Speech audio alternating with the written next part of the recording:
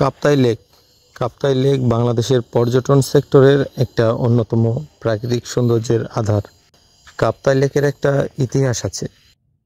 এটা কিন্তু একটা কৃত্রিম হ্রদ, মানে মানবসৃষ্ট হ্রদ। কাপ্তাই লেকের ইতিহাস শুরু হয় 1956 সালে কর্ণফুলী নদীর উপর কাপ্তাই বাঁধ নির্মাণের মাধ্যমে। এই বাঁধ নির্মাণের ফলে রাঙামাটি জেলার 54,000 একর কৃষি জমি পানির নিচে তলিয়ে যায় এবং কাপ্তাই লেক নামক এই বিশাল কৃত্রিম হ্রদের সৃষ্টি হয়। মূলত বিদ্যুৎ উৎপাদনের জন্য এই জলাধার তৈরি করা হয়েছিল, যা বর্তমানে দক্ষিণ এশিয়ার বৃহত্তম কৃত্রিম হ্রদ। বর্তমানে কাপ্তাই লেকের চারপাশের পাহাড় ও অরণ্যের সঙ্গে মিলেমিশে এক মনোরম পরিবেশ তৈরি করেছে, যা পর্যটকদের কাছে খুবই জনপ্রিয়। এই লেকের স্বচ্ছ জলধারা সবুজ রঙের। স্রোতবিহীন এই লেকের প্রধান আকর্ষণই হলো এই সবুজ রঙের স্বচ্ছ জলধারা, যা পর্যটকদের বারবার এই লেকের দিকে টেনে আনে। স্বচ্ছ জলধারায় প্রতিনিয়তই হারিয়ে যায় হাজারো প্রকৃতিপ্রেমীর মন। বাঁধ নির্মাণের পর যেসব টিলা পানিতে তলিয়ে যায়নি, সেখানে রয়েছে বাড়িঘর, গড়ে উঠেছে জনপদ। এসব জনপদে বসবাস করে হাজারো রকমের মানুষ এবং তাদের মনে রয়েছে হাজারো রকমের স্বপ্ন।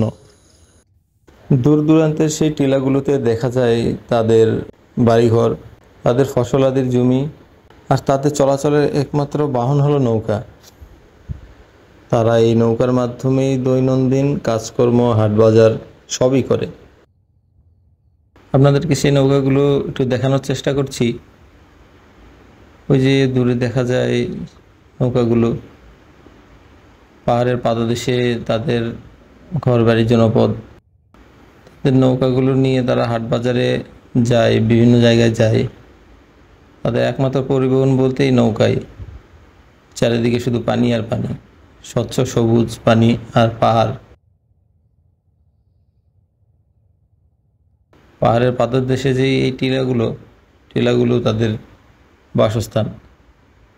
এসব দেখে কেউ কোনোদিন বলতেই পারবে না যে এইখানে একসময় ফসলের জমি ছিল, হাজারো মানুষ এখানে জুম চাষ করত, তাদের জীবিকা নির্বাহ করত এখানে ফসল ফলাদি ফলিয়ে।